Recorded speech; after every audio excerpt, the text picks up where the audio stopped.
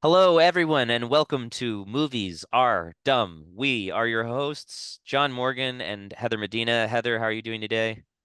Okay. Doing okay? What's up? Everything's Um, good? I'm really okay.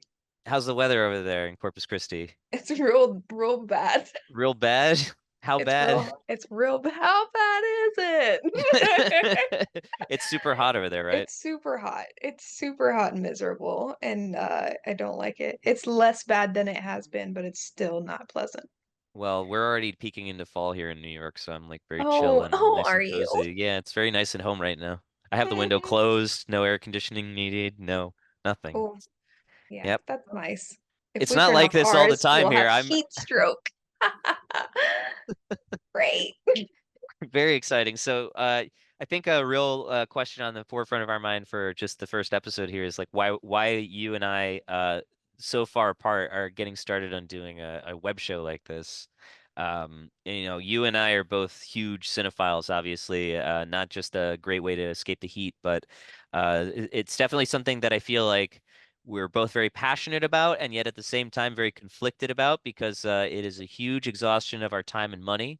Most movies in general are not very good if you actually hold them up to a percentage. I think anyone can statistically agree. Most movies are pretty bad.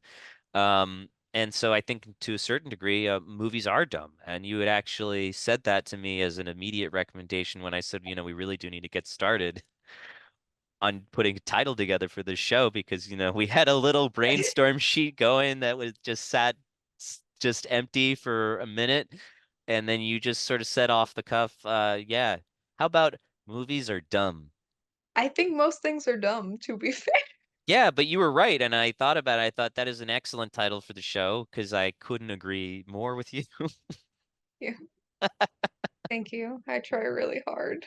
Yeah. Well, why don't you kind of elaborate a little bit on like your history with movies, your background with movies? Like what got you into movies in the first place and like where are you at now in your adult life with movies? What's your relationship like? Mm, always been a big fan of movies. Growing up, I would watch them. I remember going to the theater to watch them at home. No, but genuinely, I think I've always had a interest in movies. It was something I always was attracted to. Um, but I don't think I have anyone necessarily in my family that's super into movies. So it was very much trying to find out more about them myself and not really having friends that were super into film until like outside of high school and just getting older and like meeting more friends with similar interests and you being one of them. Like I've been very fortunate to like have really good friendships in my life with people that have the same passion and are really good about like teaching me about their passions and sharing them with me. It's like, I mean, our whole friendship is pretty much built on movies. Yeah, That's like hey, what I brought us together genuinely. But because of that, I have a lot of gaps in my knowledge. There's a lot of things I want to know. But like I said, I'm like talking to you and you're so knowledgeable and like sharing the things you know with me, like just kind of helps expand my knowledge and like gets me even more excited about it the more I learn. and you're also in going to school right now for I'm in communications and fifth media. grade. Oh wait, what's your major again? Media studies? And I went to film school myself, and it was interesting because I ended up getting a degree in film and media studies. And Oh, as okay. soon as they slapped that on there, I was so surprised because originally it was just the Conservatory of Film, and there was such like a deception from the student body being like, "Well, that's fucking stupid. It's film. It's not media. What the fuck is media? It's fucking bullshit umbrella term." And it's like, yeah, but like it does encompass, Yeah, what the majority of, we don't even shoot, yeah. most people don't even shoot on film anymore. Like, I gotta keep following Well, and these. I think now it's like some of my classes are so they have to broaden with the changes in technology where it is about like how we use social media and things like that. It's not just film. It is like television and anything going on the internet and just apps and like any form of media whatsoever. Absolutely. So it makes sense. But yeah, I agree it is kind of silly. Well, and It's you're, dumb, if you will. I couldn't agree more. Like, I really couldn't. And you, You've also expressed some interest in getting into producing yourself, right? I think so. Once I figure out what that means, I might be interested. Um, you are looking forward to an internship very soon, isn't that right? Yes. With Hopefully soon. With the Colbert Report. Yes. That's very exciting. I mean, I think, getting in the room, first of all, like congratulations. That's like such an opportunity. I'm so excited for Thanks. you. I think you're gonna excel.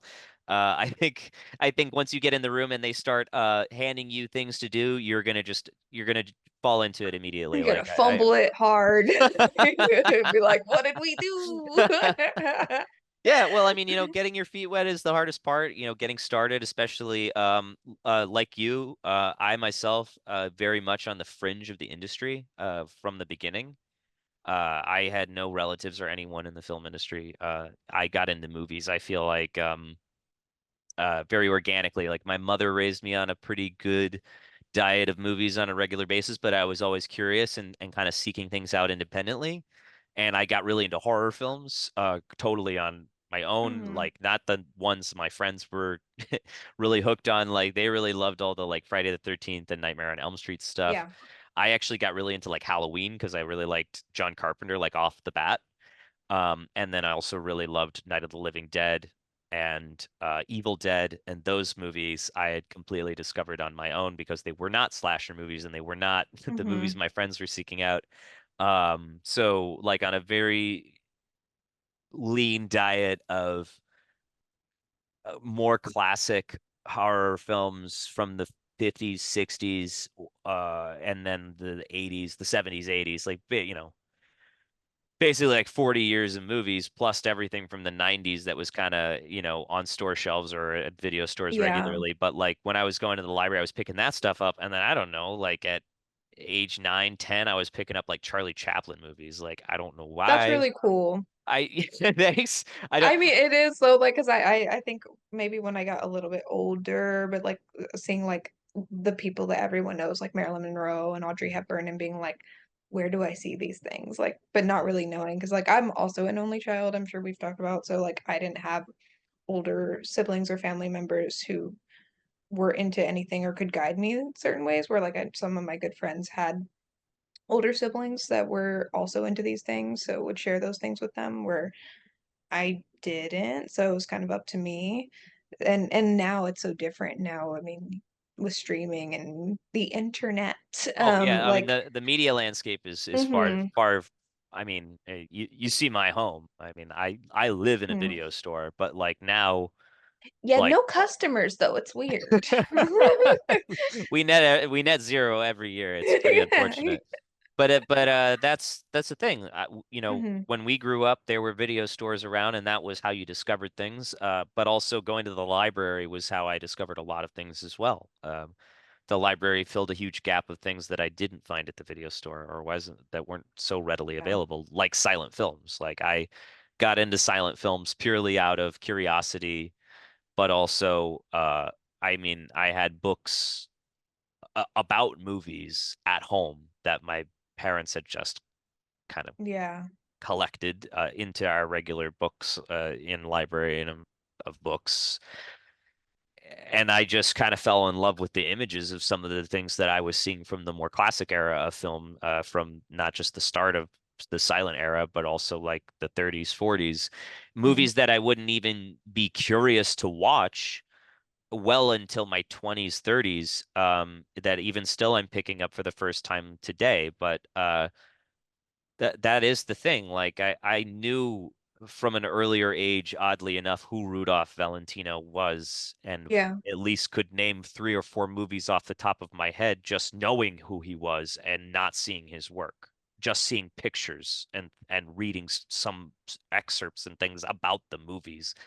I mean, it just added to my knowledge over time, not just to be reading about movies independently, but also just going and picking things up based on my own interests. Like I got really into like 50s monster sci-fi stuff, like Mm. Ray Harryhausen stuff, like The Earth versus the Flying Saucers and It Came from Outer Space and all that stuff, just because I like the sci-fi space aesthetic. I've always been drawn to that Yeah. stuff.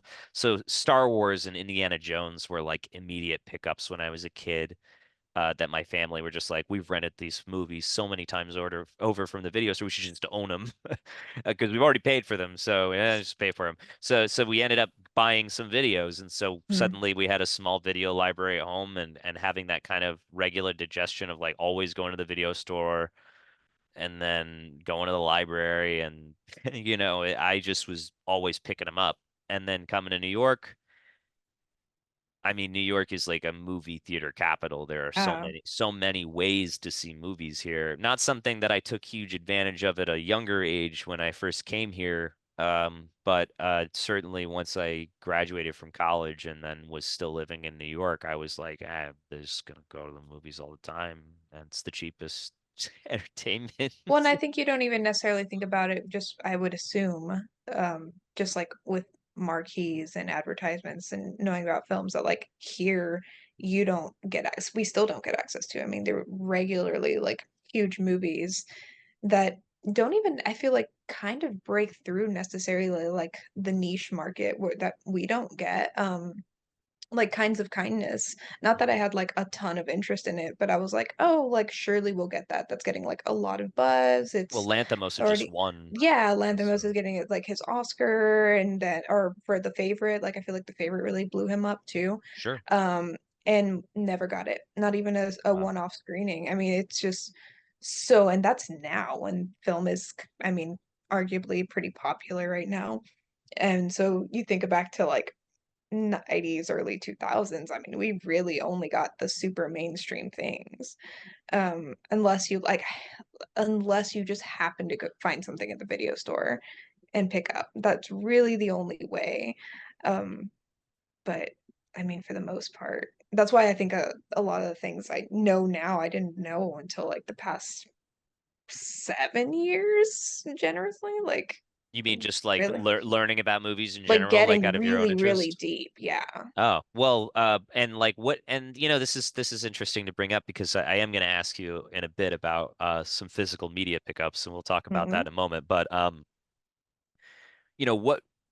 what medium do you feel was the most advantageous for you, kind of just learning more about Mm, movies more recently, like over the past 7 years? Do you think it's physical media or through streaming or in the theaters? What avenue do you feel like kind of opened you uh, up more to um, things? I mean, if like I didn't take advantage of it the way I should have, but like just stumbling across TCM, like whenever like we had cable and like So finding TV, some older movies that were like interesting and gave me like at least a little bit of access to it and that's knowing awesome. what they exist.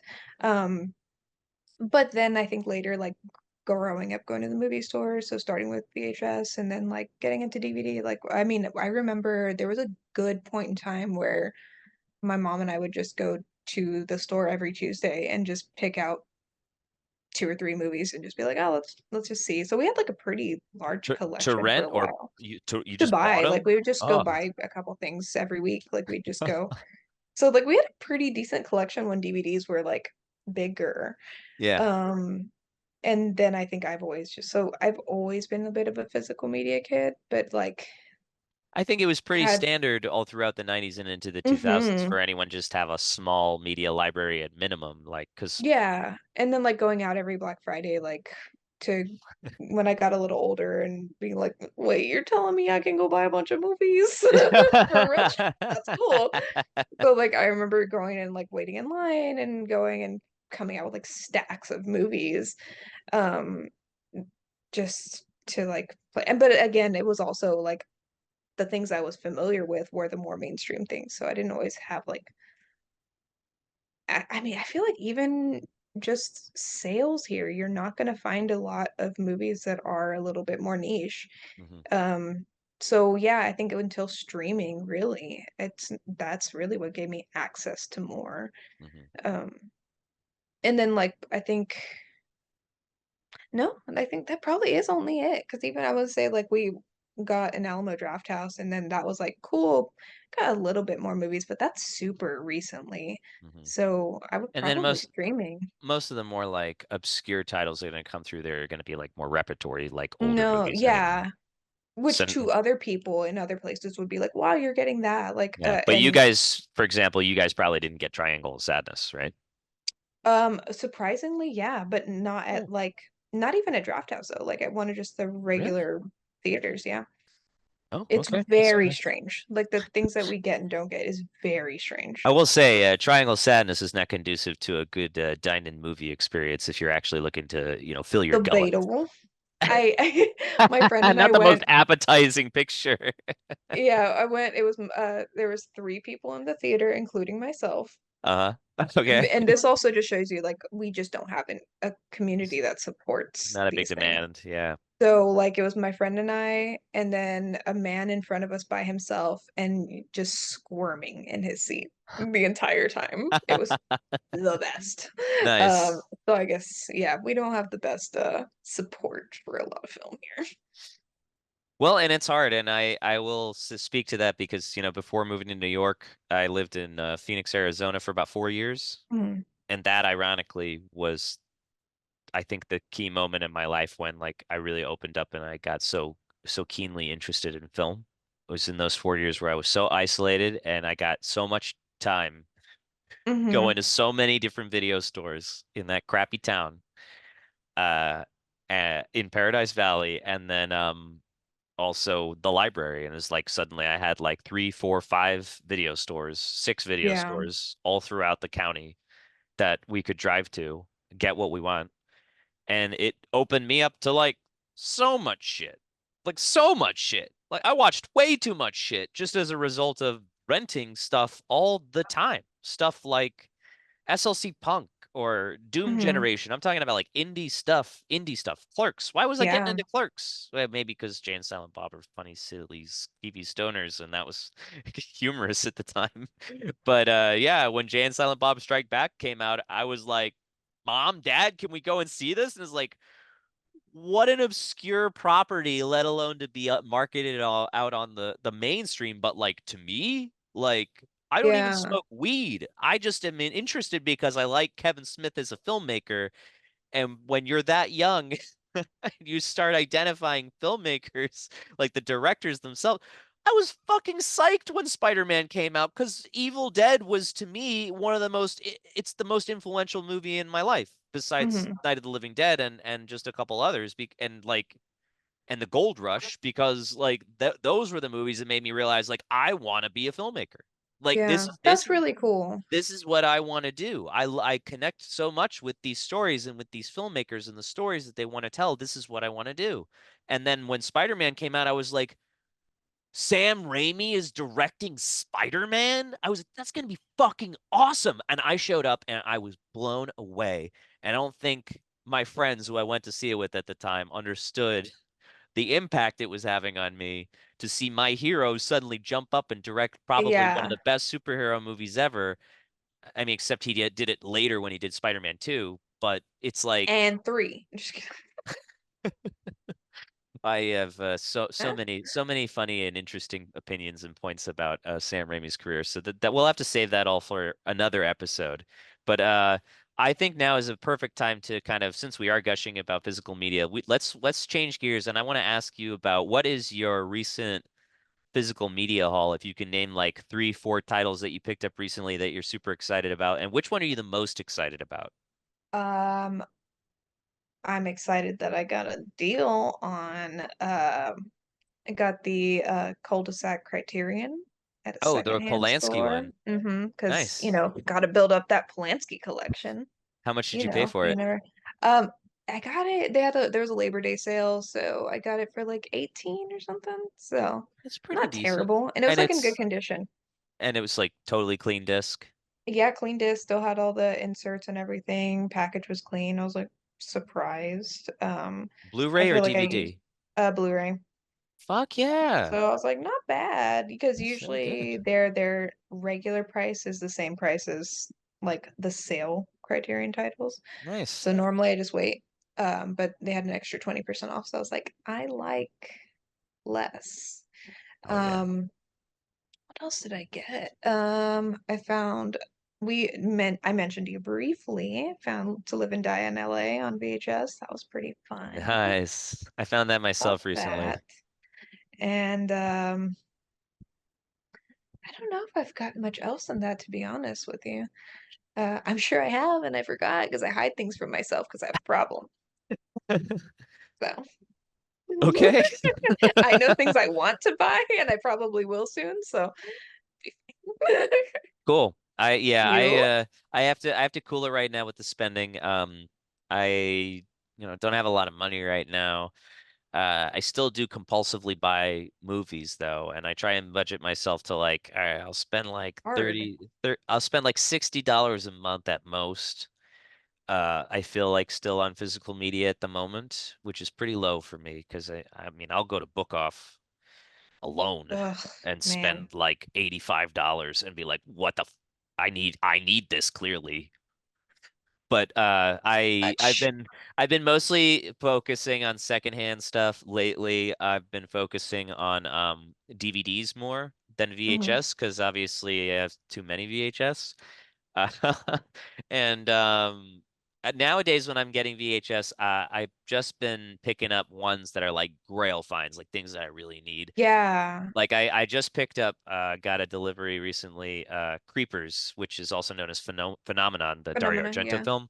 So I got that finally. The cover's a little faded, it's a little crinkly, but you know what? Is it the other cut? Is it the like the Creepers cut?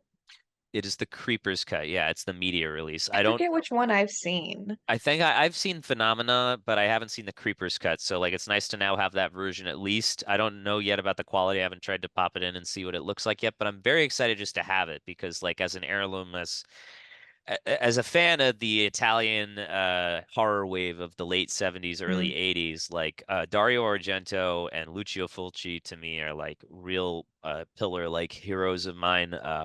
And so like I'm trying to always get their movies and get them in the best format Yeah.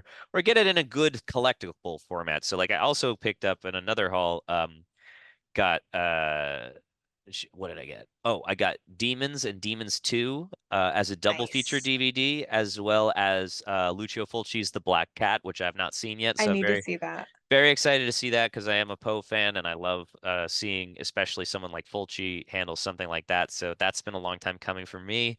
And then I also got Deep Red, uh, also known as Profondo Rosso, with Hemming, and I am very excited to see that. And unfortunately, that came with in a double disc version with Tenebrae, these are like these early authored Anchor Bay DVDs, so they're a little flimsy, Mm. some of them. And he said, Yeah. well, well, I'll sell you Deep Red, but you have to take it with my double disc with Tenebrae and Deep Red because Deep Red in that one doesn't work. And this one was purchased as a replacement. So that's with Tenebrae. And I was like, okay, Oh, but it okay. doesn't cost any extra, right? So no, I'm like, you are so And weird. why? Yeah, just give it to me. Yeah, just throw out that shitty disc and sell Tenebrae loose on its own. What are you doing? Okay, whatever. I don't care. I'll take them. So like, I already own Tenebrae. I didn't need it, so I have it now. I have now another Yeah, I'm copy. such a victim But of buying those this doubles. was Oh God. this was a letdown though. I got the discs. And then Deep Red, I opened it, I picked it up and like, what's wrong with you, right? I look at it, I'm like, oh, disc rot, shit. Like this is just poor authoring. Like this was probably a problem with this batch. Tenebra looks like it plays fine, but this one, no bueno. I can just tell already. So I put it in and then I go and look at the Deep Red single, open it. It's like a scuff abrasion, and I'm like, is this gonna play? Oh, so I'm gonna have to maybe get back to. Yeah. Well, we'll see, we'll see, we'll see. I'm gonna play it, but I am very excited just to watch those Italian horror films. I'm working on a script right now that's very inspired by Lucio Fulci's Apocalyptic trilogy. If you're familiar with that at all. I don't. I've never seen any of them. Oh wait, no, Oh, I take that back. Is City of the Dead one of those? City of the Living Dead. Yes, that's Lucio Okay, Fulci. that's the one I've seen. Okay, so you saw the one where she like vomits out her intestines and Mm, everything. Oh, yeah, that one's pretty tough. vibes. Yeah. Vibes, really. I that one's good. I really love the most from in the trilogy is the Beyond. I Uh need to see the Beyond. Yeah. yeah, that one I'm taking a lot of inspiration from right now on the script I'm doing with Jonathan, the caretaker. And so that's a storyline is pretty much like basis. So I'm trying to pick up a copy of House by the Cemetery, which is the other in that trilogy. Oh, have I seen that? I Yeah, think House Joe Bob did it. Like I think I probably. watched it on Joe Bob. Joe Bob's been lead, deep dipping into those Italian horror films a lot because Mm-hmm. they tend to go a little overlooked by people because they're so absurd. But yeah, no, they always knock me out. I always love them. I mean, I know they're full of terrible chauvinist lens tropes that are awful. Like They're fun. they constantly objectify women. The men are overly domineering. It's a laugh riot. You're just like, I can't believe this is in this fucking movie. But the whole reason why the movies are made in the first place is not to tell a genuine story about a man and a woman. It's to it's because I had this terrible nightmare and I need to put it on the screen. And it's like, what about the story? And they're like, who gives a shit about the story? It's about this thing going in the eye. Just this. And that's all it But it ever ends always up being. gets me. It does. Like, It why always is it gets so me. effective? And I think I just to sum it up, I mean, I think those movies are effective because they tap into primal fear more than they Hmm. try to tap into like some sort of narrative fear. Like to the Italians in that era, I mean, maybe Dario Argento would disagree with me, but from what I take from like people like Fulci, and then like yeah, I mean Lamberto Bava, or like Hmm. all the others that kind of came as a result and that all worked together. It's like why like it's purely like I need to create moments and visceral extreme images that will imprint you that you're not going to see every day. While Hitchcock is going to allow the knife go into the body off camera through the cuts and it's implied violence, and the same goes for like Texas Chainsaw, as violent as people like to Yeah. make that movie out to be. There is almost no gore in it. If you actually pay attention, there's very little dismemberment or anything held shown on screen. Most of it is implied violence, but still happens, right? It's still grotesque. But the Italian style is to just let's show it, and let's linger, and let's just really consider for a moment how terrible this really fucking is because we have to endure it. And that is in some ways, for lack of a better word, mildly pornographic, right? Or horribly pornographic because it's so explicit. It's not sexual pornography, but it is like torture porn at a certain Yeah. point, right? I'm not normally drawn to that shit, but why I think it's effective in those movies is it's not basking in the glory of these horrible and heinous acts. It's dwelling in the terror and in the horror of it happening, right? Like and tapping into like why it's so terrible, and it's terrible Hmm. because the experience itself is terrible. There's no glorification. There's the violence is not glorified, is what I guess I'm Yeah. Well, trying no, to I specify. agree because I think a lot. Well, one, they're beautiful to look at. They're just well crafted, Some of and them, not all of them. I'll agree with hey, you on like Suspiria and well, stuff. yeah, yeah, no, but yeah, some are better than others, especially like the Sure. big ones. But I feel like there is generally like an underlying, um, like sounds so dumb to say, just like a message. But there is usually a little more depth to the story than just like Yeah. They try to blood, tell gore, fables. cuts, whatever. Yeah, like there Yeah. is usually something that you can take from them, no matter what, even the silliest ones.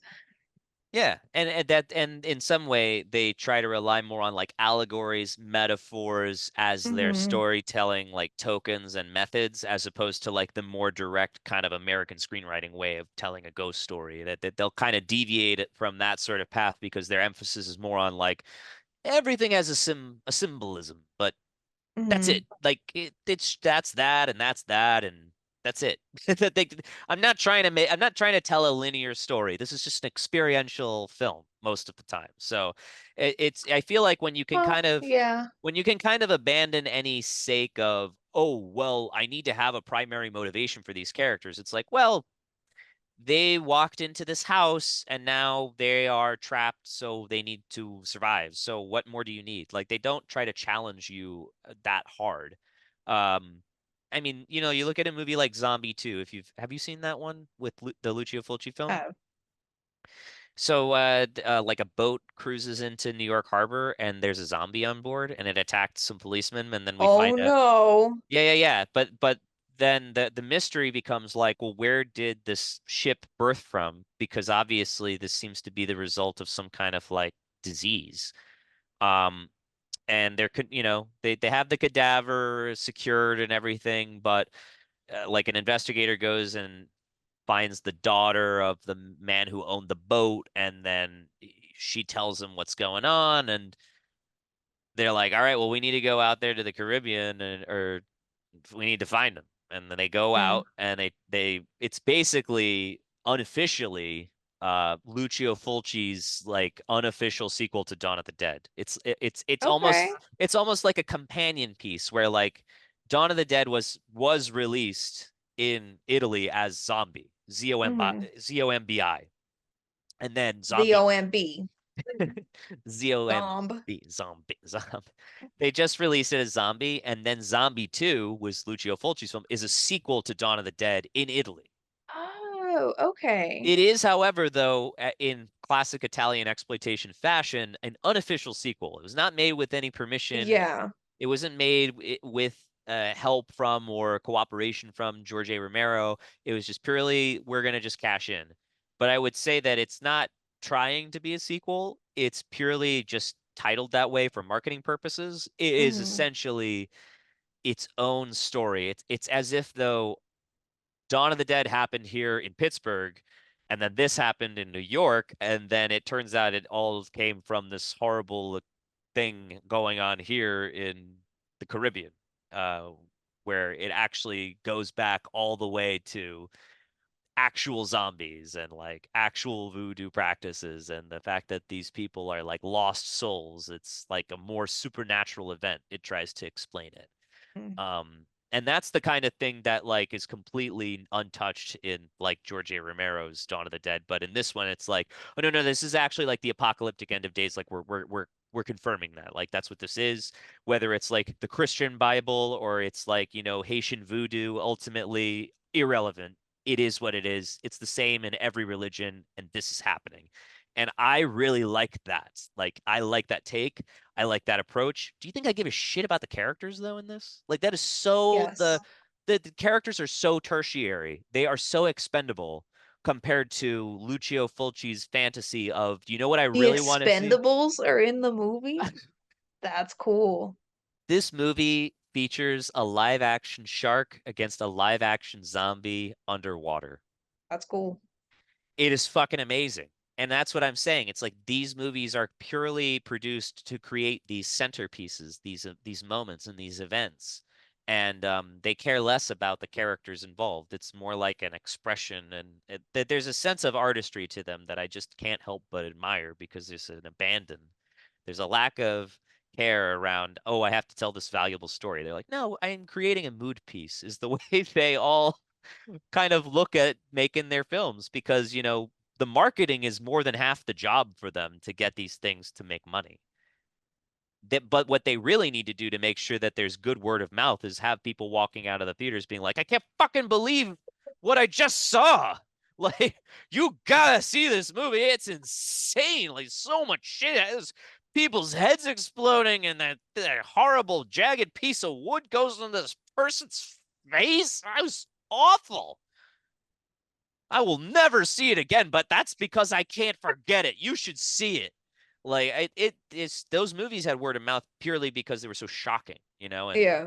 and that's the thing. Like, what else is filling that market these days? I guess that's why I'm so excited about them. Mm, well, no, that's not fair. I was gonna I say. think a movie like Terrifier is filling that market here in the Oh, U.S. that's true. I I I can't didn't I see can't it. do it. I didn't see it yet. You know what? I'm gonna challenge myself now that we're bringing it up. I'm gonna watch it before our next episode, and I will briefly give my thoughts because there are now two Terrifier movies, and a third is on the way, I've heard, or if it isn't already out. And these movies seem to have legs. And while we're on the topic of me complaining that there's not anything filling this kind of Italian giallo or horror film genre market right now, it's like maybe that is it, and I'm just ignorant. So I've anyway, watched well, okay, so I forget what it's called. but there's like the introduction of Art the Clown is in like an anthology, like a It, horror anthology. yeah.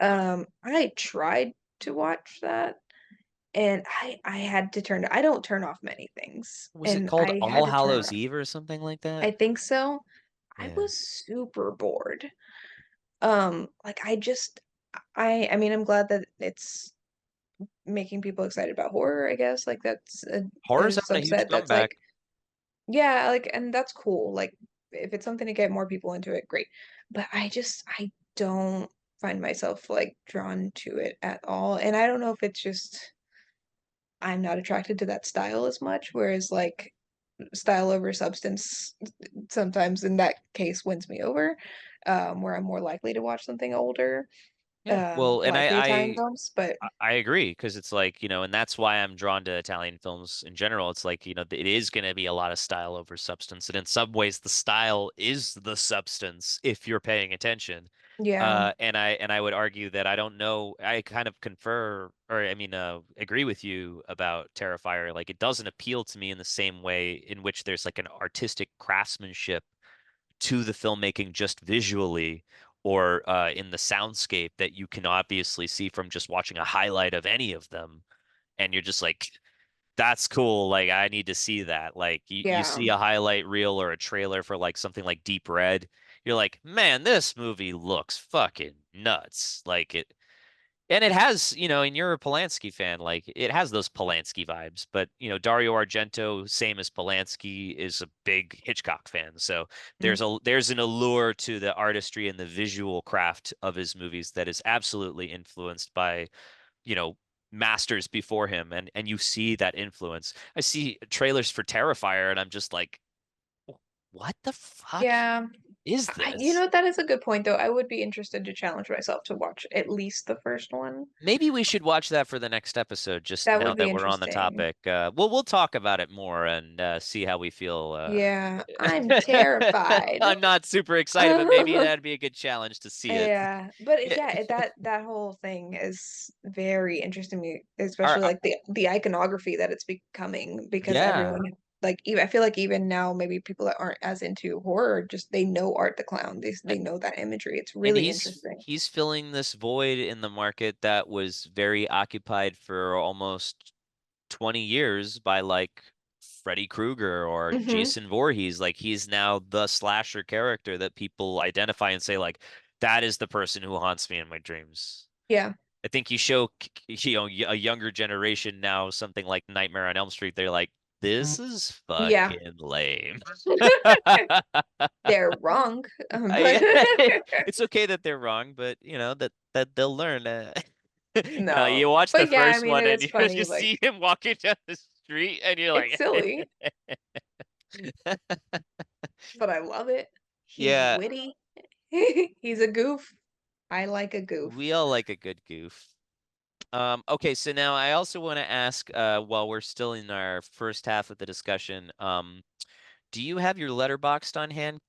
Can you tell us what the last four movies you logged on Letterboxd were, and which one you enjoyed That the most? happened. So it's been a big week.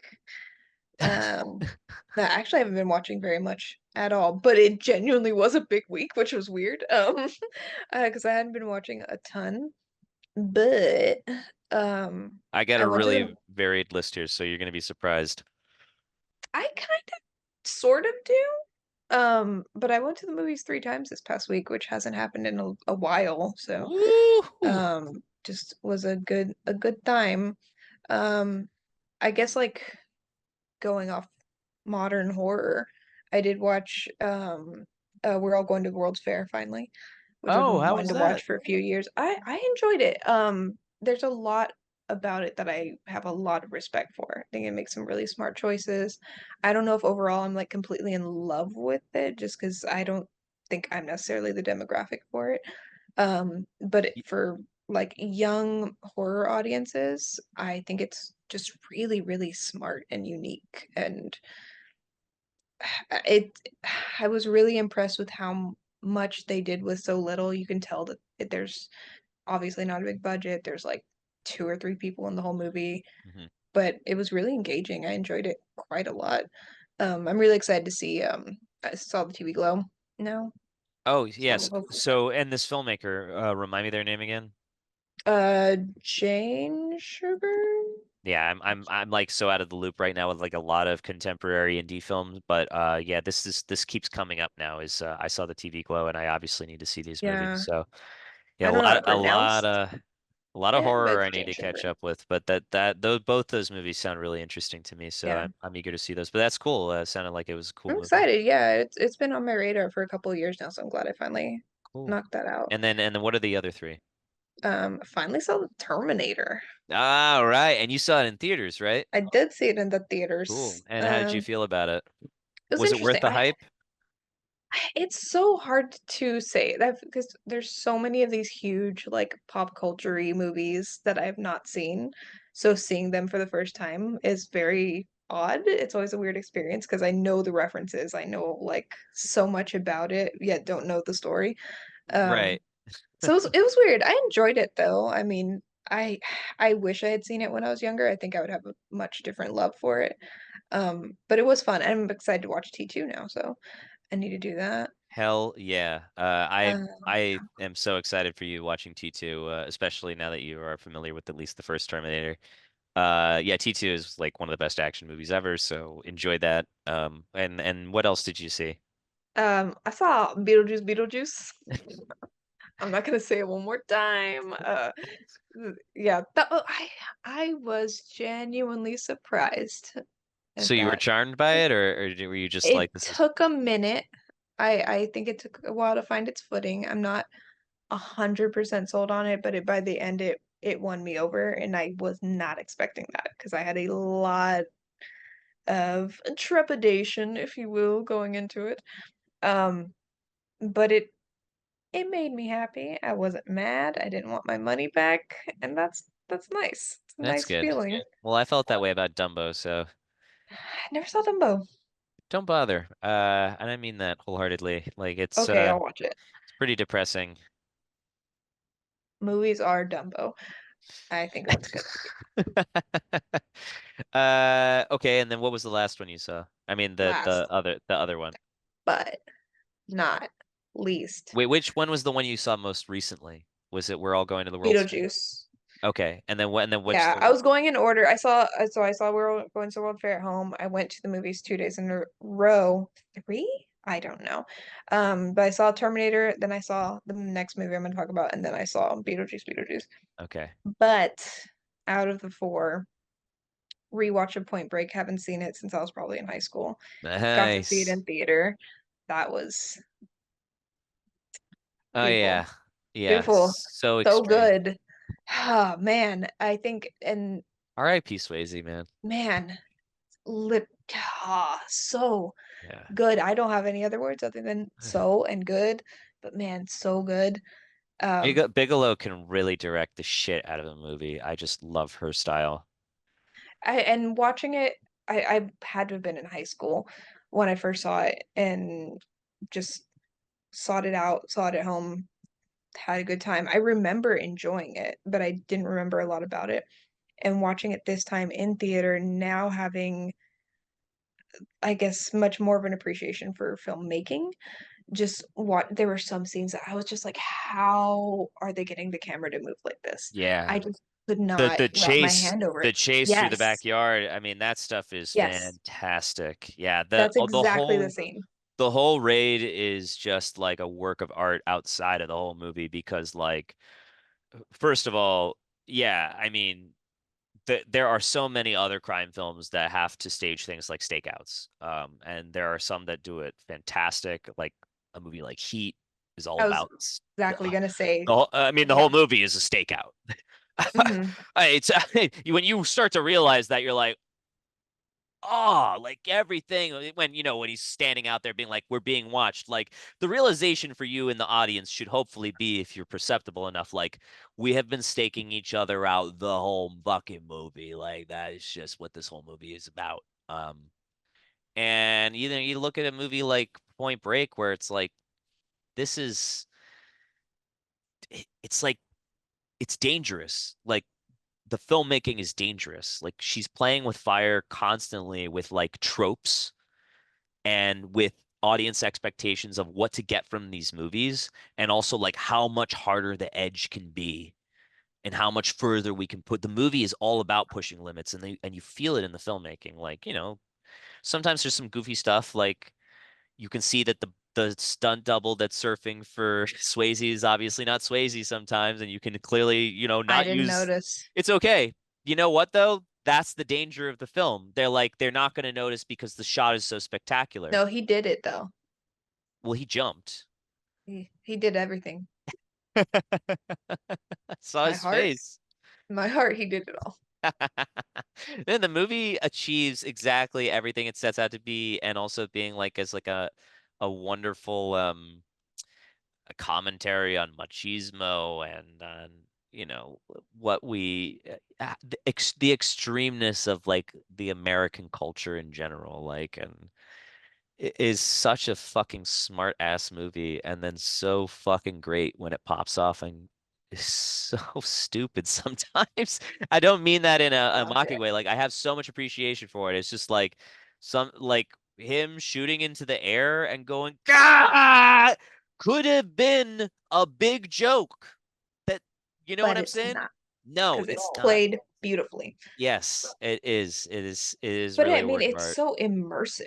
Like I mean, I can't differentiate if it was just watching it in a theater, if I would have felt the same way rewatching it at home. But I got super lost in that movie in a way I did not expect. And I'm really fortunate. I had a really good crowd. There wasn't like a ton of people in the theater, but everyone was like not being obnoxious.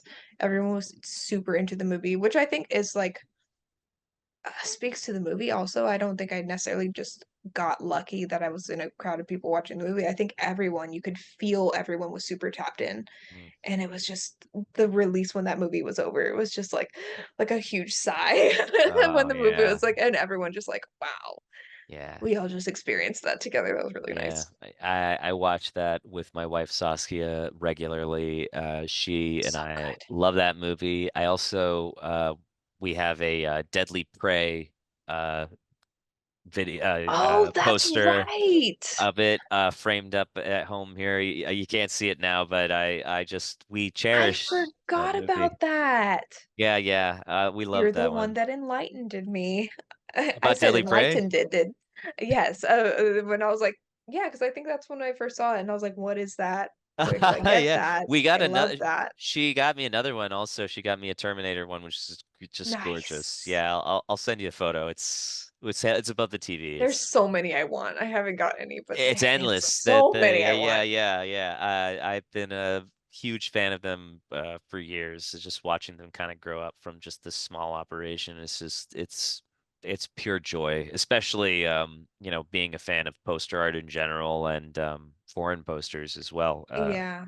And so the opportunity for those artists to get that much exposure is so unprecedented in this day and age as well. And the style alone of them is so seemingly alienating. But like, if you can appreciate the strange and the weird and just take it all, like, I mean, there are even some that just are not weird, that are so straight up There's and some so really beautiful sincere ones. that, yeah, but like, I Mhm. love the ones that are just like Bernie Sanders coming in on Curb Your Enthusiasm, and it's just Yes. I fucking love it.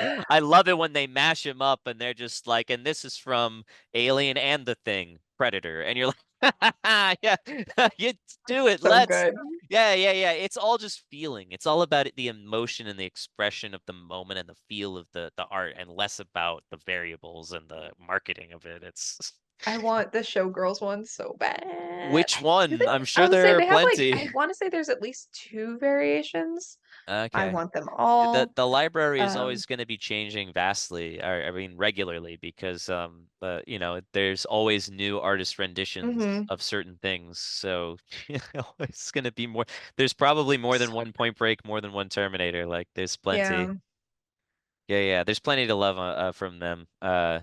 Yeah, I don't really follow a lot of poster producers besides Deadly Prey. Mondo is one, obviously, Oh yeah. but I've always kind of I don't like buying a lot of like new age or like reproduction or reinterpreted posters for the Yeah. most part. I usually like to go for a straight up theatrical. I made some exceptions. Like I have a small collector's like Escape from New York print Hmm. that was part of a Studio Canal, Okay, yeah, yeah. remarketing series because they did that and then they did what other John Carpenter, Kurt Russell joint. It wasn't Big Because Trouble. was it Shout Factory that did a bunch of them that came Yeah, with the but posters? well, yeah, but Shout Factory did their own thing, and those covers are fantastic for those collector's Yeah, I've editions. seen a lot of Yeah, those. yeah, I love the the art style is great for that and Escape. Those are fantastic. I would have gotten a full size poster of Mm, that, for example. Like I think if the art is good enough, if I can get it as like a B1 size, like a nice big, definitely, yeah. then it's worth it. But like I'll make some exceptions, but I generally like I try to go for those posters that just connect with me and like I have an original theatrical poster of Death Race 2000. It's just like Hmm. it's one of my favorite movies. Like and the poster is so beautiful. I mean all the posters for that movie are beautiful. I've actually been really wanting a few of the Japanese ones because those are the best Oh ones. man, there's some beautiful Japanese ones. There's some I really want. I have to. You mean Wait. just of movies in general or Death Race 2000? Yeah, just Because Death Race 2000 has some of the best Japanese I poster don't think art, I I've think. seen those. Yeah, Those no, are, I mean yeah, just in general. there's a beautiful variant. It's called a chirashi. I'm pretty sure, or I could be getting the name wrong. Chirashi is also a sushi dish, so I'll shut up. There is disposable uh poster that's like a basically an 8 by 10, Okay. that's like just this big, that's just supposed to be plastered up on a window somewhere or on a wall. And like Yeah. not a full size poster or anything, just like a little flyer basically for this movie. And it has a little write up thing on the back. So like sometimes they're flyers or sometimes they're used to just kind of paste up. So they're like very disposable, very hard to come by. Someone was selling one on eBay for like $12. I'm like, I kind of want this. Just and I'm like, but it's also an alternate title, sorry, a variant cover when you reverse the insert on the Roger Corman cult classics Shout Factory release. Okay. Beautiful, and it's got some Look that really up. crazy artwork on it. Yeah, I just can't. I recommend it enough. But yeah, Japanese film posters for like American films or So just beautiful. Japanese posters, they are fantastic. Like probably some of the best poster art in the world for any films, even. The ones for The Thing, for example, I think are I Yeah. I dare say a little better than the Drusen one sheet, in my opinion. I kind of prefer it in some ways. It's just like this weird serpentine kind of flame, misshapen, kind of emulating the amorphous flesh of the thing. You see an eye and a mouth floating in there, coming up out of a crack and Oh, under that's the they cool. that's just it just creates such like a nice little visual of like we're just in the distance seeing this place just about to go off and we don't understand what's coming in from within. It is exactly what I feel like the vibe of the movie is, whereas the Drew Struzan one is like more the thing from another world. That's always what I think when I see it. I'm like, are we really doing that again? Like that's not even in the movie. Like that's it's so much hokier than the actual. I mean, it's a beautiful, almost Art Deco design with the, fractured Yeah. streaks coming out of it, and it's very iconic. It's a beautiful piece. But I think when you actually hold it up to the Japanese one, like that one kind of just sticks the needle in just a little better for me. I really Hmm. like that one a lot. What are some like foreign posters that you're like in love with, like some I specific mean, there's designs a come to I mind? mean, Japanese ones. I think it was a Death in Venice one that I almost bought recently. That's really pretty.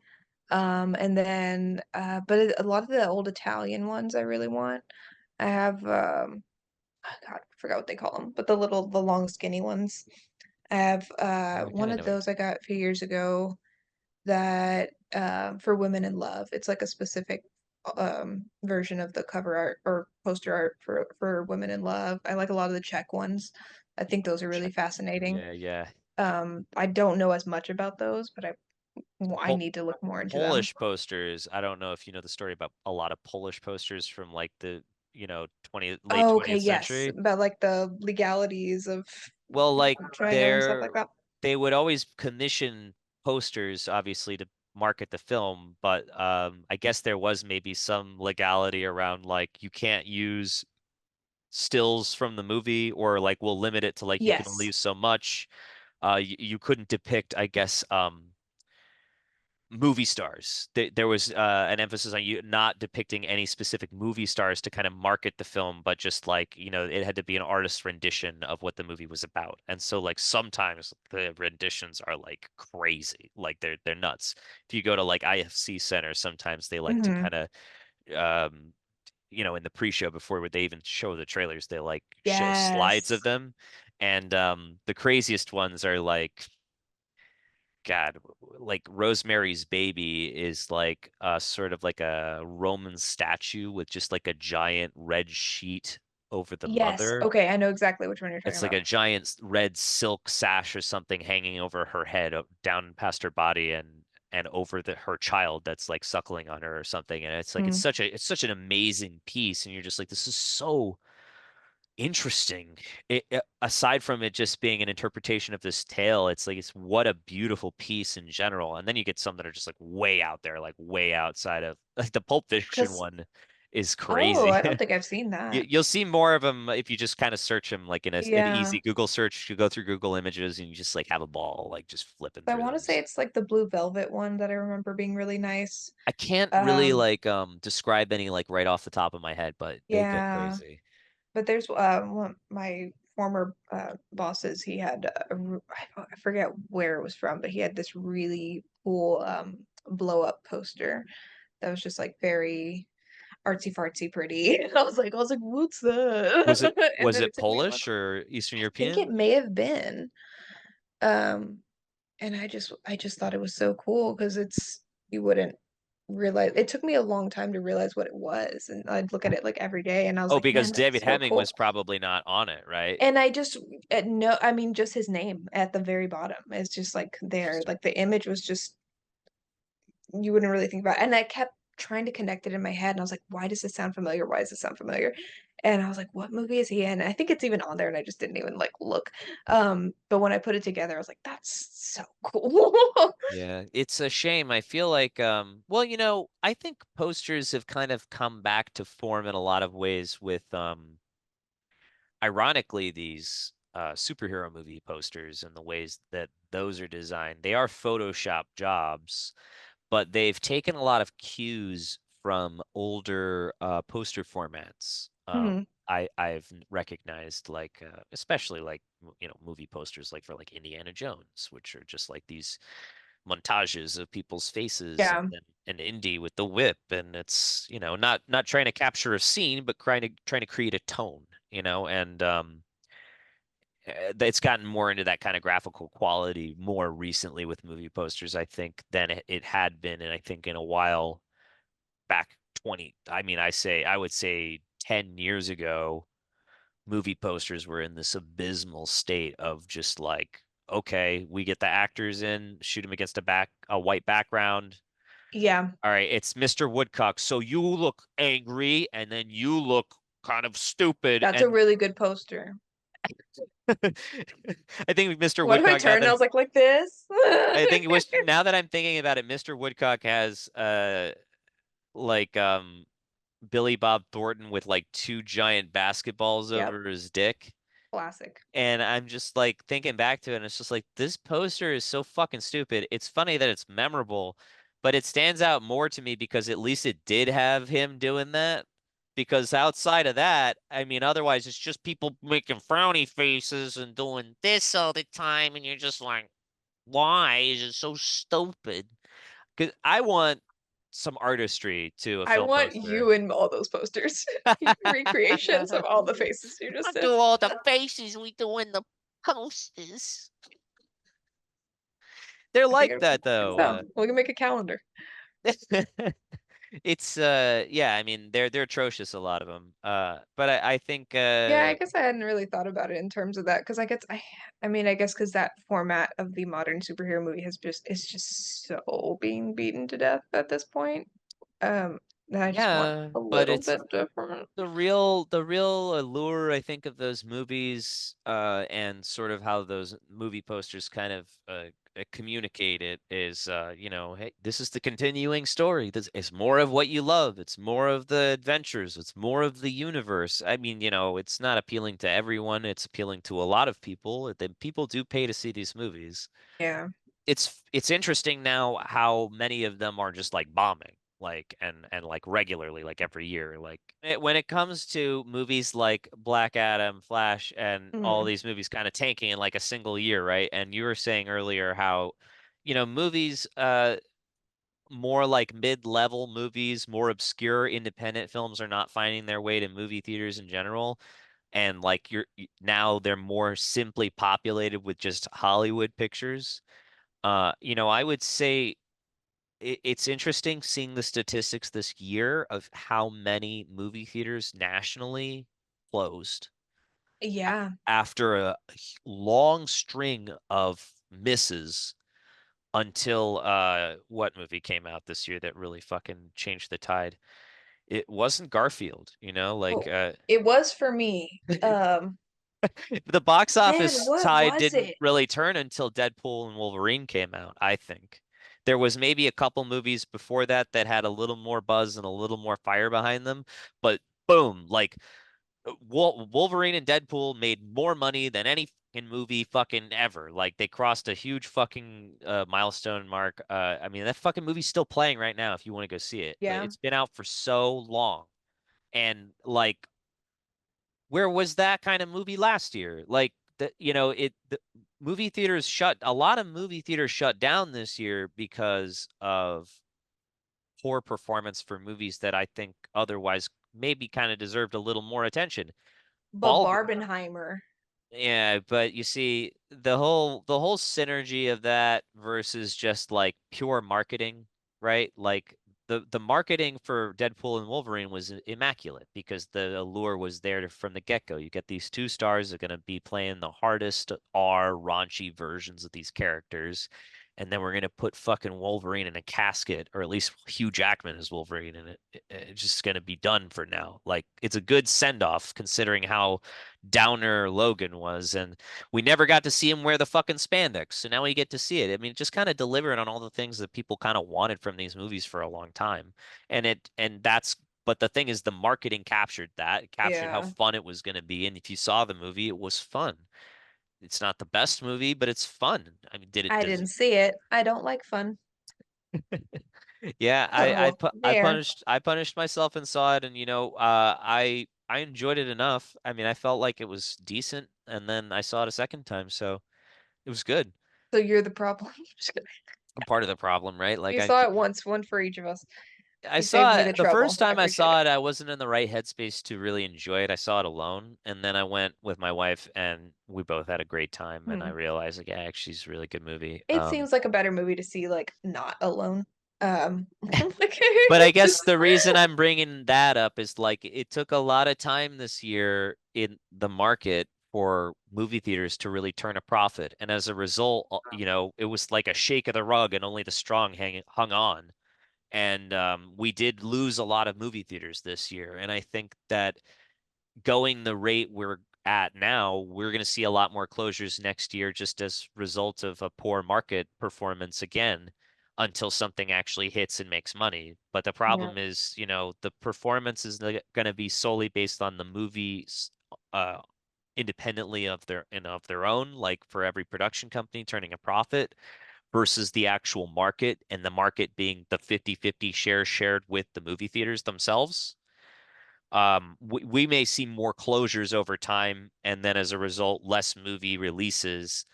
And I guess the reason why I'm interested in talking about that now is because we're going to talk about Trap, and we're going to talk about how I feel like Trap captures a bit of where we're at right now in the film market with We're someone trapped. we are. It's an apt name for the movie. It sort of captures, I think, a lot of the anxiety of that I feel about where we're going with movies, and how, you know, or at least I do, and I think most people who go and pay to see movies, they want the movie to succeed, wholeheartedly. You go in and you want the filmmakers and everyone to succeed because when they succeed, you're entertained and you feel like it was well worth the money, you know? And that's a good feeling. That's a feeling of satisfaction. It Yeah. feels you don't feel robbed. There are times when I go and see a movie and I feel robbed and I feel like, I want my money back, and that's not a good feeling. And So like, that's sad too, because I'm usually my bar is fairly low. Like I just yeah, want to go eat some popcorn, have a good time. Like there are very few movies that I can think of that I was just like, God, I wish I could get my money back. Some of those times are tickets I didn't even buy myself, and I was like, I still want money back. yeah. Like it's very frustrating. But yeah, Well, I and can't. I find it Mm. interesting that a lot of people will sit through a movie that they don't like because they feel like they owe it to the money they paid. But, I'm just stubborn, and I'm like, because show I me what you can't got. because I can't get my money back, I am actually willing to walk out of a movie hmm because I feel like staying ends up being a waste of my time considering how fucking pissed off I am right now. And so I will rage quit and leave a movie if I That's feel fair. like, but it's rare. It's very rare, but it's happened, and it's happened several times. I'm trying to log it on Letterboxd right now, so I'll let you know when I complete that list. But right now, I think there's only like 4 titles in there. Um, but yeah, I have. It's interesting to think though where we're at with someone like M. Night Shyamalan, who, Saving cinema. you know what? You can say what you want. I love him. Trap made money. I mean, it didn't perform super Made my well, money. but it seems to perform well enough to like keep M. Night Shyamalan working, keep Josh Hartnett working. The reviews were middling, but it scored well with audiences, it seems. What were your thoughts? You saw it. You saw it before I did. You recommended I see it. What do you think? I love it. Yeah? I want to be trapped again. I would go see it again if I had time. Whew. Yeah, I would watch it again and again. I'll buy it when that comes out. I will Really? buy it. I will Do you because think I it's going to get a support physical him. media release? It will because I said so. Gonna get listen, maybe not a good one, but there are plenty of movies that are getting physical media releases that maybe shouldn't.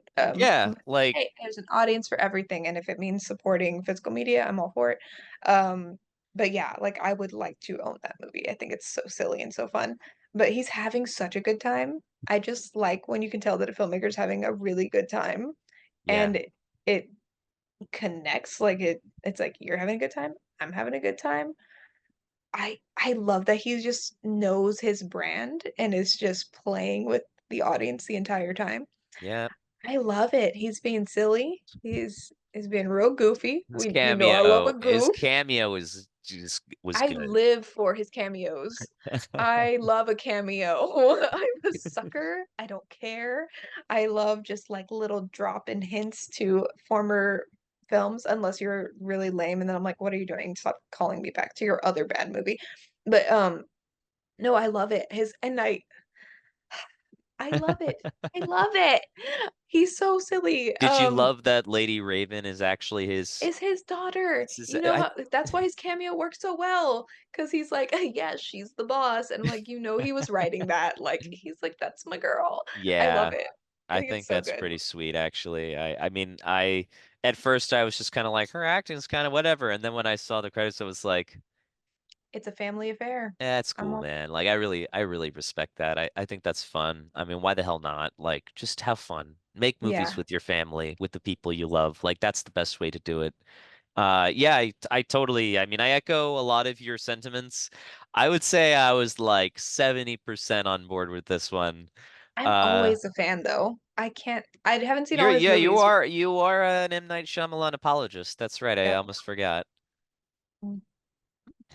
He's a good knight, Goodbye. if you will. That's good night. Okay. All No, but right. I mean, I can't think of a movie I've seen that I mean, like I said, I have some blind spots, but I always leave his movies being happy. Like, and I think In The I'm willing Happening? to ignore some things. Yes, it's hilarious. It's goofy. I don't care. All right, all right.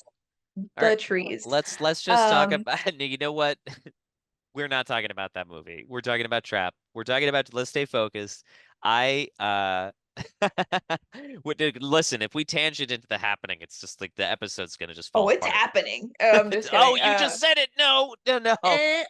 But I Or- will say one last thing, no matter what, though, I think what it is there's a through line for him, for me, that I can always pick something that's very human out of it. Like he is just like I think he is there's always like a really hopeful message. There's always something kind of sweet. Like no matter how silly or dumb it is, like there is something like very human about every single message. There's always like a human connection that Yeah. makes you feel something. And as someone who doesn't feel a lot of things, I think that's nice. Yeah, I'll agree with that. All of that actually. Yeah, no, I felt that sentiment as well. The fun lightness of the movie was appreciated. Considering also you're following like a psychotic and He's a good dad. Gosh darn it. um I stopped caring once he escaped the stadium. I think the whole movie just kind of falls apart by then, and I don't really care what happens after that. Okay. It's not that, and like everything that happened in the limo, like when he was able to escape, because the crowd was close. Like yeah, sorry, no, there's no fucking way he got out. Like that doesn't make any sense. Like, It's thank a you. movie. I get it. I get it. I get it. But like quit trying to make yourself out to be a step ahead of the audience when you pull shit like that because that's very, very unfair, as a moviegoer. I think just on a general level, I felt like if you think that editing deceived me, like I just really don't care what you do from now on because you've made it clear that you can just be like, look over here and just move someone around. Magic is cool.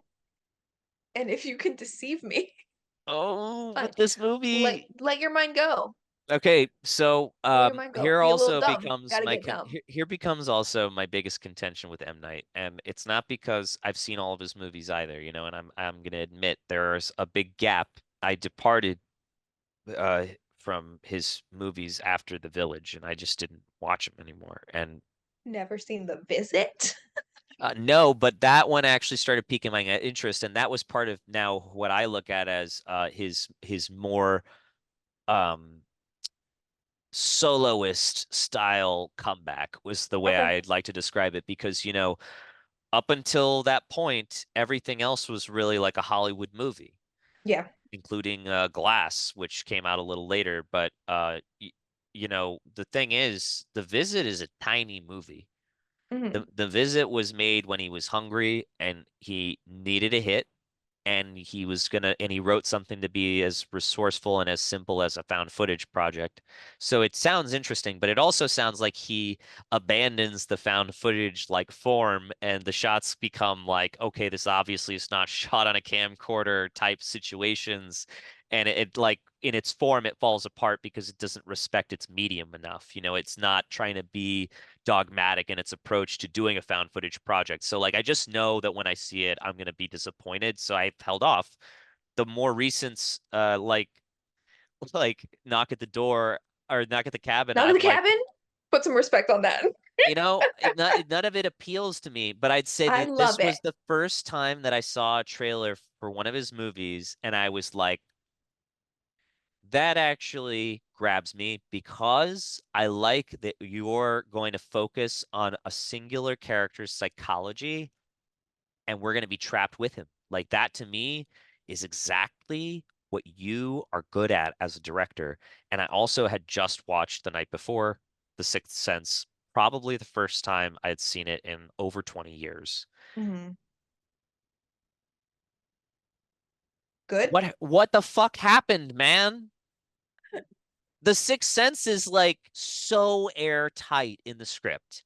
So every single moment has this vitality and you don't even know the whole tension of everything that's happening in the scene because of the ultimate reveal. And as a result, even going in this time, knowing that stuff, I started to appreciate more the palpability of the drama of the scene, knowing what I know. Yeah. And I'm like, this movie is fucking phenomenal because the performances reflect the subtext of things and yet also can be interpreted in another way. It's so clever. and it's so figured out, and you feel this refinement within the material and within the way it's shot. It's shot by Taka Fujimoto, who shot Silence of the Lambs and Death Race 2000, by the way. Just want to point that out. And he was working with the best people that Yeah. he could get. The casting in that is phenomenal. You got Toni Collette stealing the show, low down. She steals the show. I mean, everybody is fantastic, and even Willis and Haley Joel Osment. I mean, the movie is phenomenal. And then I've got to say also, like I saw Unbreakable after that, and I was also blown away. Um, I don't think I've ever actually seen all of Unbreakable front to back. I've how are never you sat calling down and yourself watched an it. M. Night fan? I like his sleeper hits. Signs is also excellent, and Nice. Signs also, I think, harnesses something really valuable about that period, which is a post 9/11 reactionary film, the same as like Spielberg's War of the Worlds, but also Yeah. like Munich, which I also just had an opportunity to rewatch. Never seen that. Beautiful, also really captures very well, with it being the results of the hostage crisis, and then the Israeli sleeper cell blowback. It is in many ways a good companion piece to, like, it's so relevant now to the Palestinian-Israeli conflict in Gaza. It is the front lines of that from the 70s, and it has such great weight to it, and relevance and urgency to tell its story, you know? And the same goes for Signs. That's what Signs is about. It is about that. So the idea of it being trapped on this farm and in this isolated environment is about like how you feel so disconnected from this disaster that's occurring, and yet somehow it is actually happening in your backyard. So this vulnerability is real. And also this concept of paranoia that immediately swept the nation. It captures that so well. And just sorry, summarizing his first three features, it's like, how can this fucking guy fall so far with these B movies now, which he is now expected to kind of churn out, and that I feel like has become his bread and butter. And I just think he has the ability to be better, but he needs to really like pace himself. I'm saying observantly as a critic at this point. It's like if he just took more time with Trap, it could be like a Hitchcockian thriller.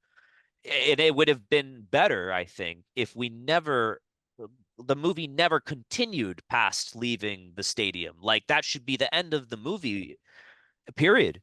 He gets out or he doesn't. I mean, he gets But then out. you don't get the great scene of Josh Hartnett just laughing. No, you can. I'm saying if so long as everything happened within the stadium, and at the end he thinks he's going to get out, but then they pull the old switcheroo and they're like, "Gotcha," and then they pull him into the cab, and then he picks his way out. Then you're like, "Bada bing!" Like that's what we really needed. Because here's why I feel like fundamentally the fact that the movie continues in its latter third act at the house and in this final 20 minutes, it feels so tacked on with the superstar, I'm afraid, because she's clever enough to be able to trap him and get him stung out through her fan base, and it's like really quick thinking, and I really like loved all the steps. I think also Shyamalan's really great at like showing you through their physical actions and their performances like what's going on in their head. Like I'm so grateful there was no internal monologue, or if there was, it was very limited, right? There were some things that he had said in his mind, right? I Was don't there an remember. internal monologue in the film? If there wasn't, I can't remember, but I'll say this I don't much. remember either. I feel like he just kind of said things too, like when He would he's talk like, to "Want to go himself. under the stage?" Like Yeah, this you would shitty dude. just, most of it was told through his POV and through his actions and through Yeah, his looks. And I think that that is really a good talent as a director, to be able to just sustain a whole fucking movie like that. Like that takes real craft in terms of exacting people where to fucking look. I mean, that's most of your job as a director, but it really does take a lot of concentration and patience to know that like it's going to pay off. Because a lot of directors, I think, they kind of fall into this grapple, especially with studios, which is with this being a studio production, it's not his money, and he's got to answer to them. And if the producers say like, well, look, he can't be a total piece of shit and murder his family because, we have to like him. But he wouldn't. He cares about his family. Right. And, murdering other people and their He's a families, family man. that's right. So he's likable. And it's interesting because the movie does try to pitch forward to you that like he's still got a heart. And I'm like, why are you even taking this angle right now? Like, it's It's a great. separation. It is great that I think Hartnett admits that this is new to him. Like when he's confronting his wife, I thought actually that a lot of that scene was really well scripted in the dialogue, with him being like, I don't know this rage. This is completely new because now that I know that you could separate me from my daughter, I am so desperate and I feel like I could kill you. And that's new to me. Mhm. And that I felt like was a great way to shift the scale on the audience for how they feel about the character. And painted him now suddenly in a more deceptive light because to a degree you're rooting for him. You want to see him get out of this. It's kind of the question of like, what are we gonna do? Who would agree? I How want is him this out. how is this caper gonna work out, right? And ultimately that's the moment where you're just kind of like, man, you are a fucking animal, like, and you know it. Like, and that's the more tragic aspect. Like, you're terrible. You can't satiate yourself, and so like this is just gonna be the way it has to go. I just thought the psychology of it was like what kept me on and like why I was able to like tough it out through what I felt like was the silly transition from how do we get from here to here? Like getting from the stadium to the play from in the limo. I thought all that stuff needed to be hacked. It was the worst connective tissue of the movie. I think if the movie had really played its cards right, it could have all played out in the stadium. And I'll stop repeating myself. I feel like I'm I'm saying same thing goes over again, but I want You to have know. your feelings. I have mine. Your feelings are valid, John.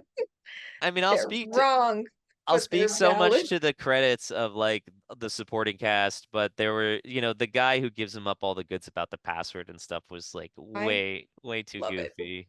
He's too I love goofy. Goofy. I was there for a good time. None of it made any Okay. sense. Like, Did it? why would he bring him backstage? Like, just because he met him? Like, that is so Yeah. reckless and stupid. And I get that some people can be Because stupid. sometimes at menial jobs, you get bored. I And get you're like, it. you know what? I don't care. Do you want to come carry a heavy box? Because you're a big, strong fireman, and I don't care.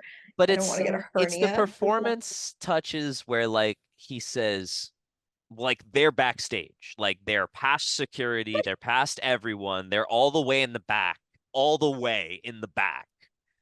And there's just a table and they put a box on it Yeah. and he's telling them the goods and he goes, don't let anybody know I told you this. And I'm like, stop. You've never Not, done that.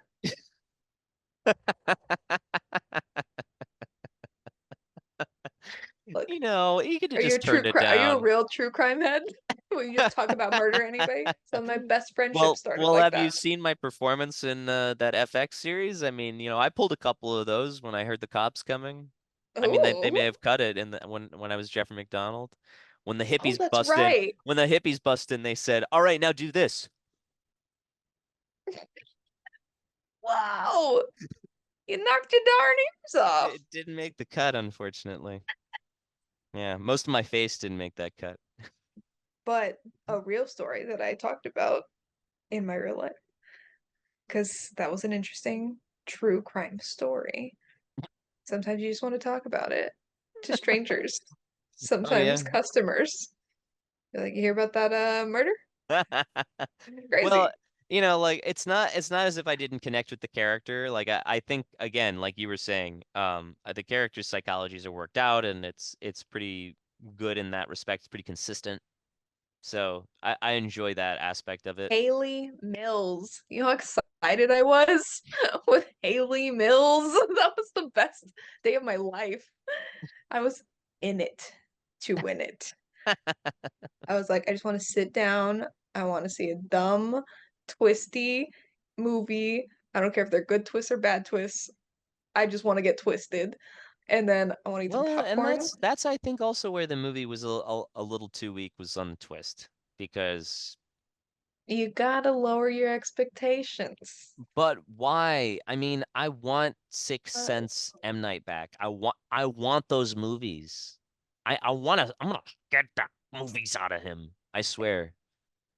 he's holding back.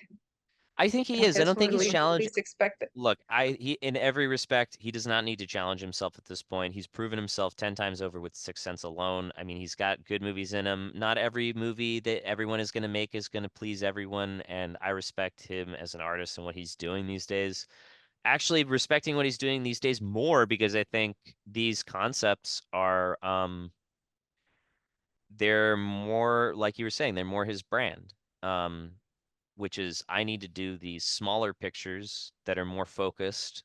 And I think that it's totally a stronger suit for him. Him doing stuff like The Last Airbender or like a if someone handed him a superhero movie, like God, Yeah. no. He should just be doing small movies about people dealing with a situation that they don't fully understand and then they try to figure it out. That's all of his movies. So Well, and I guess it is kind of maybe looking back, it's like filling that void of just going to the movies on like a random day, just wanting to see something entertaining and leaving happy and not like I didn't see a masterpiece, but I didn't see a dud. Like I just saw a fun movie that I yeah, got to escape for a couple hours and like that doesn't happen super no, often. it was a solid B movie. And Yeah. I think I'm just kind of starved for that. So maybe I'm being a little forgiving, but it is a masterpiece. And I Its praises like should be sung. I agree. But I mean, I think to an extent that might be why I'm a little bit more forgiving of it because I just like I want that more often. I hate that I had to look forward to that. Mhm. I'm like I had to look forward to just having a good time at Yeah. a movie, a place where I like being and enjoy being. And half the time I go to the theater now for more like modern movies, I guess I should say, like Mhm. because obviously go to a lot of repertory screenings and I'm like I know what I'm getting. I'm gonna have a good time. But for Yeah. like modern movies, I am just constantly disappointed. All right, hold on. You're also making me remember two other issues I had with the movie, and they're pretty glaring. Too good, too short. All right, Um, it's two things. One, I didn't love Josh Hartnett's performance. I didn't hate it. I think he's good. You know, he's a good actor, but I didn't really buy him as a dad. but I he's just a dad. yeah, okay, sure. Fine. He's a dad. Whatever. That's the movie. Fine. I didn't totally buy it. Their chemistry, I know was supposed to be awkward, but like I really didn't buy it. And that's just me being picky. The other really more glaring thing about the movie that I thought really brought it down was the mastermind detective woman with the bun in her hair, the white hair Haley lady. Mills, Right. Totally underutilized. I felt like you know the approach to keep it more within his POV constantly throughout the movie is a strong choice and I respect it. But then like hearing the stuff through the door and then not getting enough of her character really kind of made the movie suffer in some ways and made me kind of feel a little more justified in my contentions about, what I said earlier about like the movie really falls apart for me as soon as we leave the stadium because how could she, if she's such a fucking whiz, really let that happen? Like, I don't know. I don't know her character. She don't really have an arc either. She's just being put through the paces until she finds him.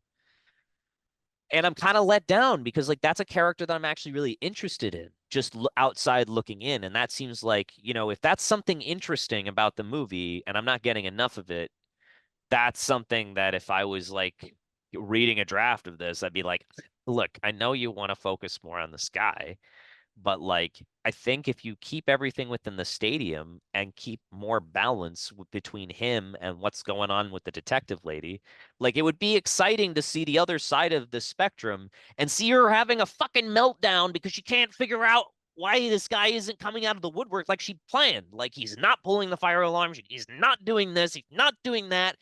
I mean, she should kind of be unraveling a little bit, maybe in She wouldn't. private.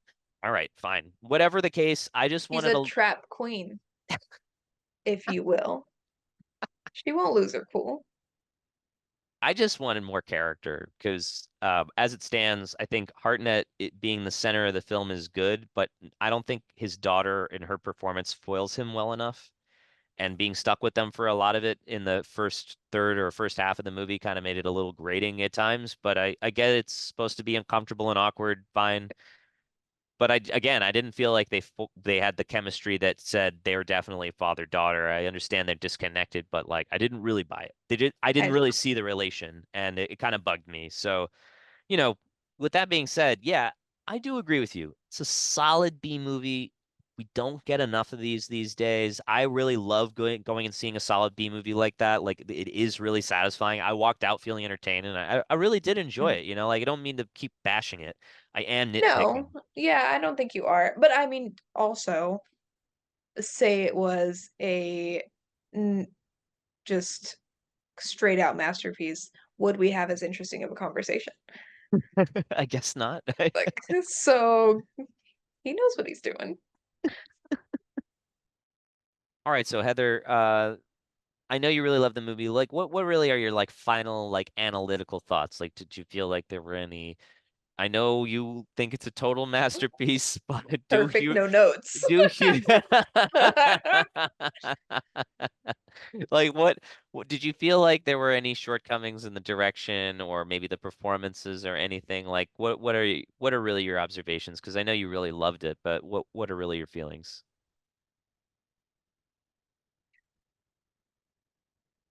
I mean, it's fine if you just totally They haven't loved it. announced a sequel. Like, what? What's up with that? Where's Trap 2? I, man, Can I just say I really granted, hoped that his daughter was the one who gave him the thing to like undo the handcuffs at the end. that'd be great. I thought that would have been a great twist that she's also like She's a Trap total 2. psychic. Yeah, that's what I was kind of hoping for, honestly. That'd have been a nice little hang at the end and get you excited for like, oh fuck. Okay, oh It'd be no. like a father-daughter situation. They're out killing together, you She's know? in on it. Yeah, exactly, right? Because she didn't need to go running to hug him at the end. He was pretty awful. So I mean, he took her to that concert. Those tickets were hard to get. yeah, I just keep forgetting all these things. Like, I'm sorry. Yeah, the son character, totally expendable, not needed. Yeah, Didn't add but anything. the Sorry. Just portrait of the American family, I know, but that it's so idealistic. kid had like one or two lines, totally The unneeded. mom made pie. The kid was having trouble at school. Uh, she had issues with her friends. All right, all right, all right. What did you A It's plus? just so Highly deep. recommend? Do you want to have a good time? Watch it. Yeah, I agree. Like, oh, do you I hate recommend it. fun? Don't watch it. Definitely don't go in expecting, a Sixth Sense level M. Night. We're well past that now, I feel like in his career, is fair to It say. is so hard though. I think at this point you're either Team M. Night or you're not. I think his movies are just like you're kind of in or you're not. You have No, to well, just but be ready. I'm gonna counter and say I'm coming in out of the woodwork as not a big M. Night fan, but the film trailer actually appealed to me. The concept and the performance from Hartnett stood out and Well, made me get yeah. interested.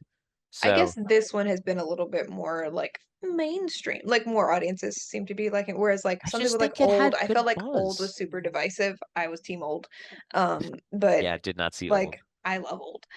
Yeah, I need Um, to see his last three features, so I will be catching up with that. You can also see that on my Letterboxd as I continue to log my films. I don't think I got to say what I logged on Letterboxd actually. oh, you just put me on Front Street and then you're like, Yeah, no, you okay, that's forgot to enough. ask me or something, or maybe I just like tangented and completely forgot. But you know what? I'm gonna go ahead and close up and let you know what I did watch.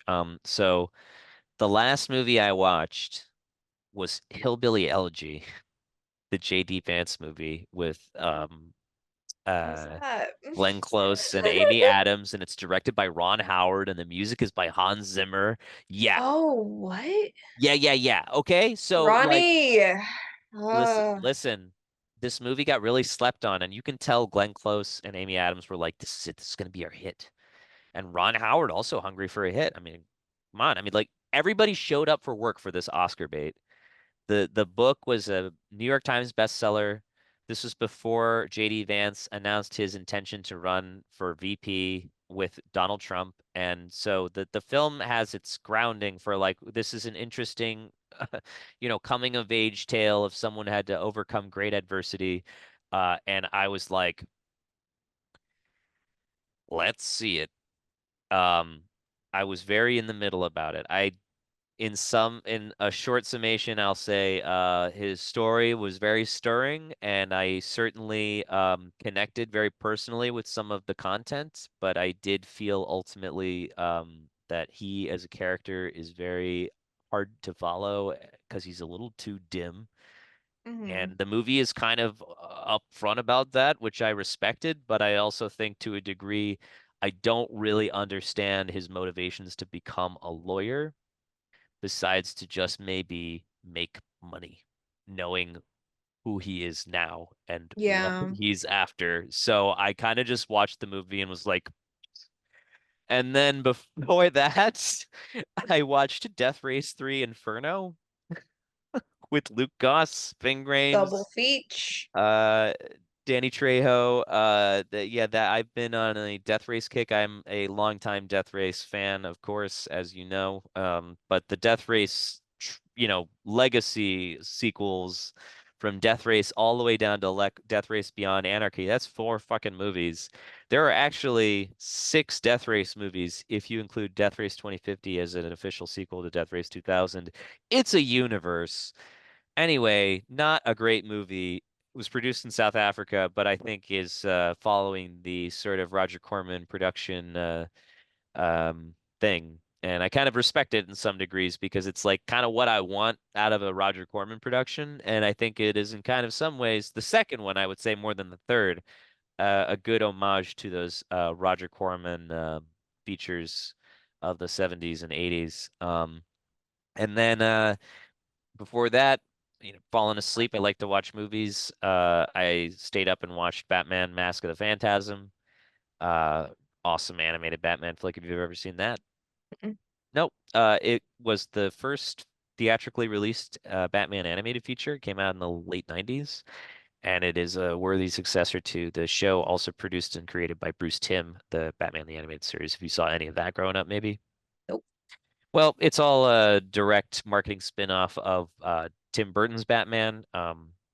And it's done sort of like a stylized 40s style film noir in a lot of ways. So it's more detective stories than it is like an action kicking butt kind of movie or show or anything like that. Batman Mask of the Phantasm is pretty cool. So like a film noir piece outside of it just being like a superhero piece. So I actually really enjoy that one a lot. So it's a Phantasm movie? The Phantasm is a character that comes and haunts Bruce Wayne and Batman in Little Silver Ball? Little Silver Ball? A little, Yeah, no, not Don Coscarelli's Phantasm. but can you imagine? I can imagine actually. Actually, the Phantasm in Mask of the Phantasm kind of has like this little like hook stake thing that's like punching out of the like it kind of looks like the ones from the Silver Ball Huh? Phantasm. Yeah, totally. And then also before that, I watched American Grindhouse documentary just about Grindhouse Okay. features. That Uh, sounds cool. yeah, that one's good. That one came out in 2010. So yeah, that one came out a while ago, and I'd known about it, but it was a nice revisit. Just not on a brush up on history, but also like maybe some more obscure titles that I don't always hear people talking about ended up coming up in the movie, and kind of was a good kind of revisit to some titles that I maybe need to give some attention, just because sometimes we were talking about it earlier. You don't want to watch a movie because it doesn't appeal to you, like Terrifier, like not super appealing to me, but like maybe you should just challenge yourself to watch it because it's people are talking about it, people are watching it. Yeah. Like go and form your own opinion, go and see it for yourself. So yeah, it's always good to, you know, broaden your horizons, and challenge what you feel you're comfortable watching. Otherwise, you stay in your little bubble, you know? Yeah, it's true. Like, I mean, yeah, it's even, I'm always willing to give anything a chance. Yeah, good. But, hey, then maybe for the next episode, don't know if you're interested, but maybe we should watch Terrifier